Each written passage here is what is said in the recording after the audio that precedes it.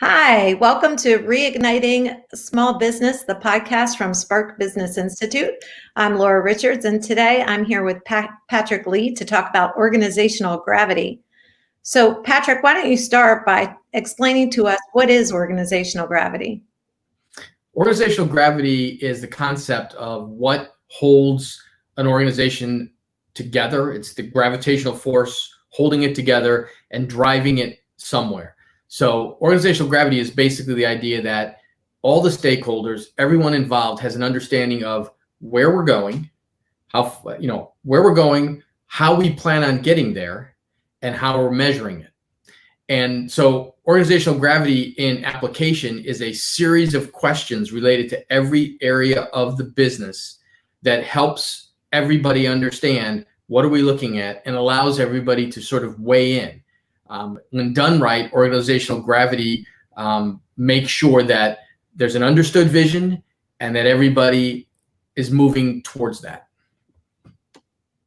So you and I were talking when we were discussing bringing organizational gravity to the podcast about a case study that you had done with one of your clients. I think walking people through that might give us a good idea of how we would apply organizational gravity in our own businesses and what some of the benefits are. Yeah, well, this was an interesting case because the business approached me, and they were a relatively successful business. They were doing well. They had expanded their workforce from just the United States to overseas. They had folks working in other countries, and they were relatively successful. But they were coming to me very, very frustrated because things felt sort of out of control, and the partners weren't quite in sync, and everything wasn't. It didn't feel as successful as it should have felt, as it should have been. And so they were trying to figure out what's going on here. They felt it was a culture thing. So they brought me in and we started doing some exercises, and it culminated with me bringing all of the major players in the organization together for what was basically a forum. And we basically applied the organizational gravity concepts at this forum. And as we were exploring, as we were asking questions, as we were laying out the vision, the mission, the philosophy, and seeing where that business was, it became very, very clear that the reason they were struggling so much is that they had completed their vision. Their vision had actually everything about it was done. So a vision is something that you're striving for. The organization is constantly looking out and striving to reach that vision. It's supposed to continually pull you towards it. Well, they'd already done it all. So the vision was done. They were basically going through the motions on a daily basis of just continuing to do the tasks that were set out. And so they were successful in that. They were doing their services and their work relatively well, but they all felt like they didn't know why they were doing it or where they were going. And every time they would release a new service or a new offering for their clients, it was interesting because they didn't really know why they were doing it, and they weren't really, those services weren't selling. So the whole thing had a odd sense of folks stumbling around in the dark, and by measuring on paper being successful, but when getting together and discussing with each other, like, where's the company going? What is our purpose? Why is this happening? They were all frustrated. So one of the things that you and I touched on as well is this company that you're talking about, their workforce was not all in a centralized location, right? Yep. So they were distributed and didn't necessarily get to see each other. So one of the things that comes out of organizational gravity is an alignment where the actions of all of the employees help to achieve that final, whatever the destination is that you're mapping to. So what were the outcomes once you applied the organizational gravity concept for them? What changed?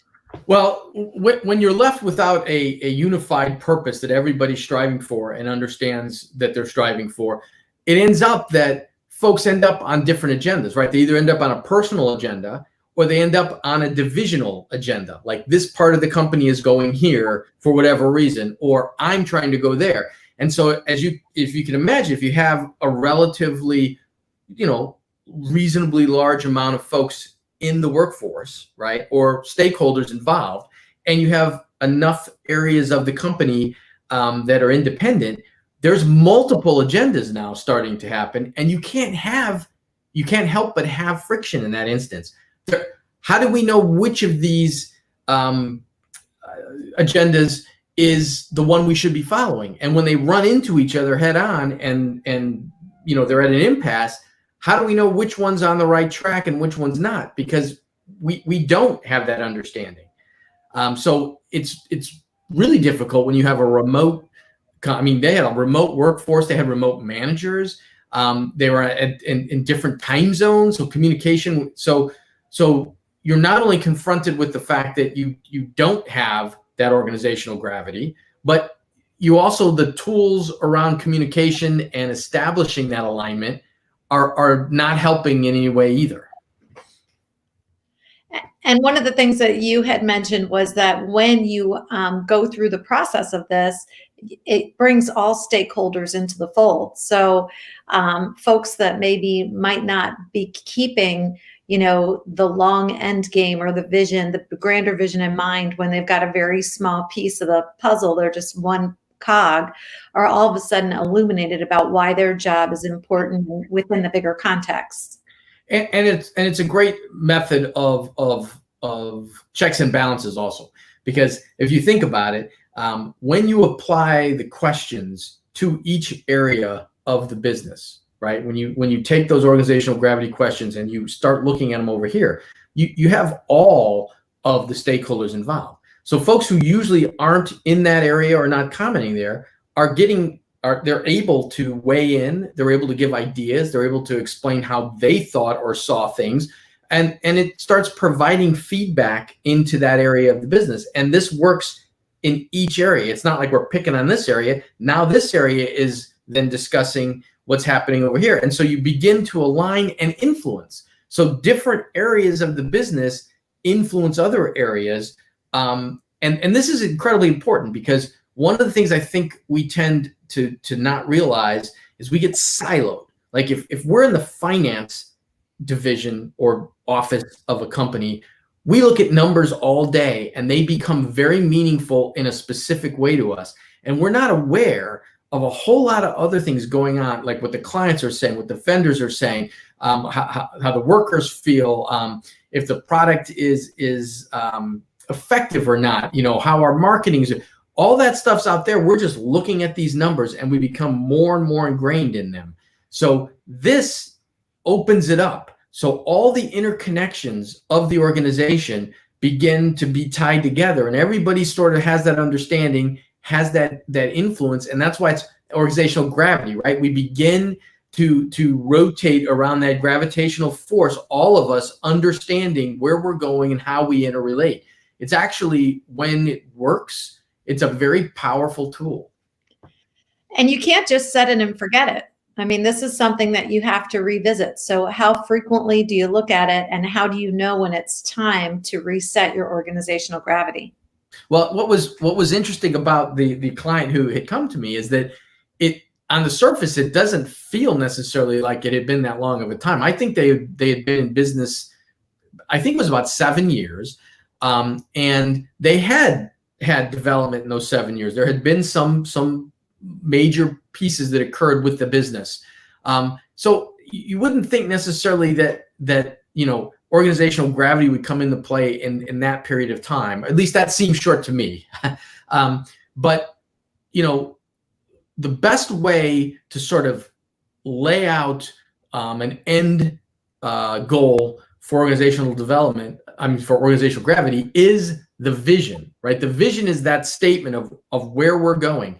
And the fact that this particular organization's vision had been accomplished, I think, is quite interesting. And the fact that they weren't really aware of it also sort of makes it apparent that they weren't necessarily checking in with the vision. It probably wasn't even on display, or it had become background noise for them, because it was pretty obvious, and it was pretty eye-opening for everyone there when we're talking about this. And I finally looked at it and I said, well, look at your vision. What's left to accomplish there?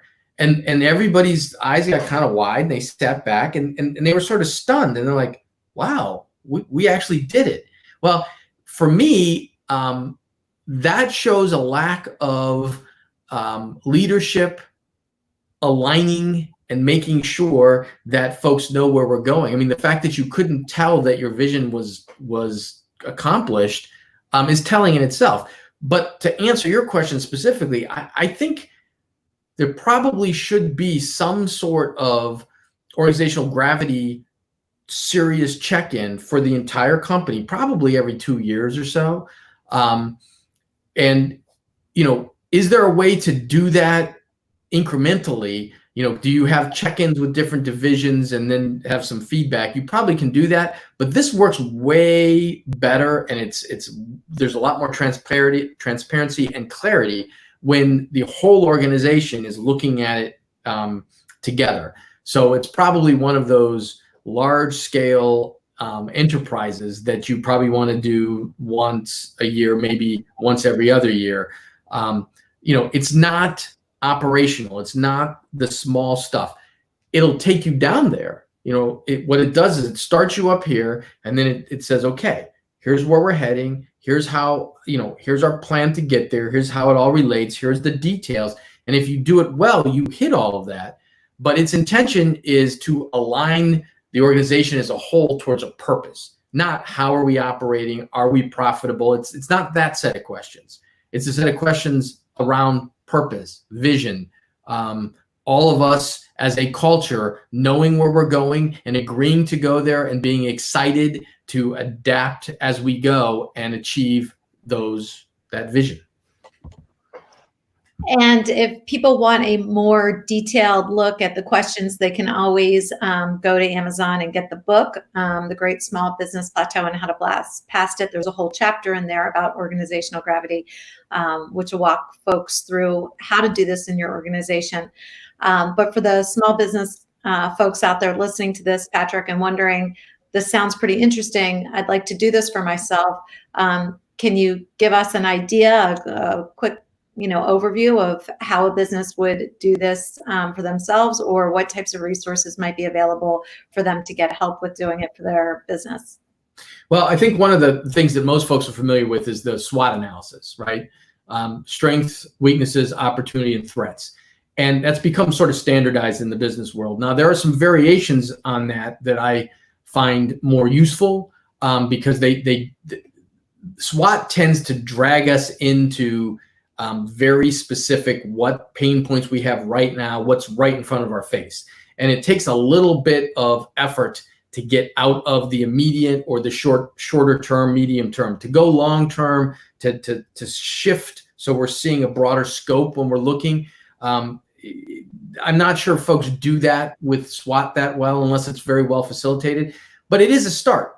The idea behind this is that we're going to sit down and we're going to ask some formative questions, right? These are going to be fierce questions. We're going to sit down, we're going to say, okay, what is our purpose as an organization? We're providing these services, and who are we providing them to? Are we doing it well? Are we innovative? Is the soul of our company being fulfilled, right? Do we all feel that this is a worthwhile endeavor? Does it feel as if our clients, our customers are appreciative that we're delivering in a way that is working? Is everybody here buying in and thriving? It's the type of questions of optimization, of getting the best out of everybody, of doing our best. So we're not tinkering with something like how to move the profit margin a little, how to reduce some costs over here, how to improve our marketing and interact with the chamber or our community. it's much more about the more sort of esoteric soul of the organization sort of feel. And then from there, you start asking hard questions. You start saying things like, okay, well, if our clientele doesn't seem as enamored with us as they did when we started, what is that? Is that our service? How is our service? Is that the product itself? Do we need to adapt it? Is it lost some oomph to it? Is it not quite on the cutting edge? Is there improvements there? Have we grown stale in how we communicate this? Are we paying enough attention and getting feedback from our clients? What about our vendors? So it becomes a series of really hard questions, looking more at the purpose of the business, the sense of direction of we know where we're going and we're excited to go there. It's much less about the operations. That piece happens, I think, on a daily basis. And I think it's a lot easier for folks to refresh their operational plans than it is to get into organizational gravity. I think we tend to go to, what are the current problems, not what are the current potentials, and how can we improve so that we have a better shot of, actualizing those potentials. So I'm wondering, and I hate to put you on the spot, but do you have another example of a positive outcome or a totally changed scenario achieved through organizational gravity? I do, and it's interesting because the first example I just gave was an organization that probably had about 45 employees, with a bunch of them overseas and all.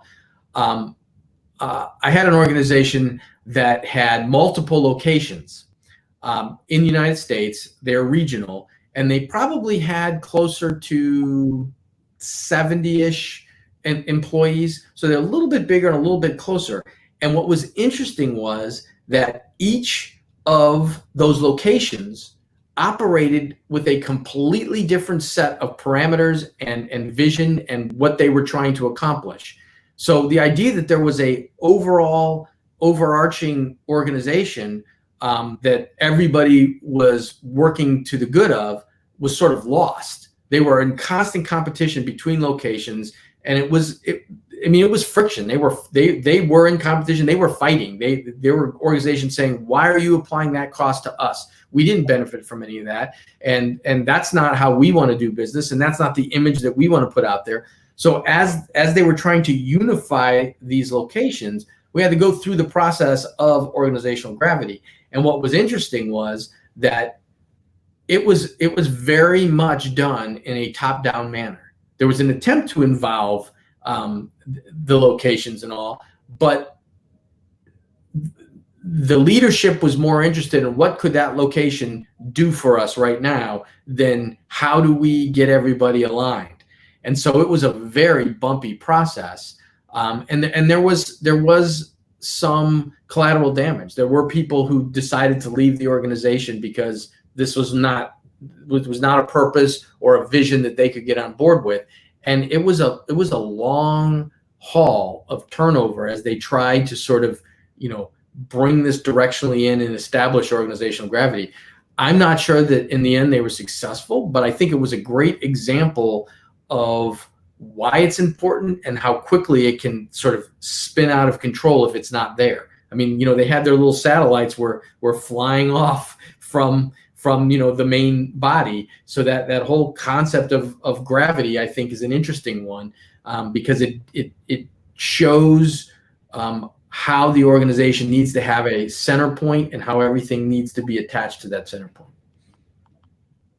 That's a really interesting concept in terms of having multiple units. And I think trying to get everybody singing off the same sheet of music, as they say, for a prolonged period of time when you're separated in that way makes something like organizational gravity imperative. But and it also brings out the issue, and there's a lot of things. This can be unwrapped. There's a lot to unpackage and unwrap here. But one of the things we always hear is, what should leaders be doing? And ultimately, leaders should be doing organizational gravity. They should not be doing micromanaging or operations or a host of things that we as small business owners tend to always get into. The leaders should be doing organizational gravity. That's their job. Keep the culture, align everything, check on the vision, make sure the purpose is there and that we're adhering to those goals and those objectives and those metrics that we've set. That's the leader's job, not get in here, deal with that client problem, go over here and deal with this IT problem. You know, that probably means there isn't somebody at the navigation desk, right? And that's problematic for any organization. Well, I think that's well said. Is there anything else that you want to leave us on other than that great summarization you just provided? Only that I do think that the chapter in the book is a very good overview of this. And I do think that when and if you attempt to look into organizational gravity for your business, it's probably useful to have somebody help you, somebody from the outside help you navigate through this. This can quickly degenerate into, as I said, the micro issues, the pain points that are affecting the business in the present.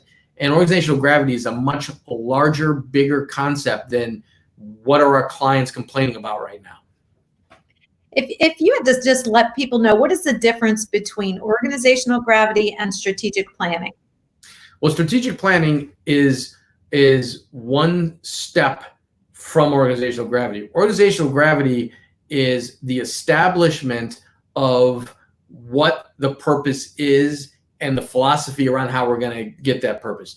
You can find many, many, many case studies where people go about strategic planning and the boxes are all checked, the plan is written, and it goes somewhere, a filing cabinet somewhere, a box somewhere, you know, Dropbox, wherever it goes there and it's never looked at again.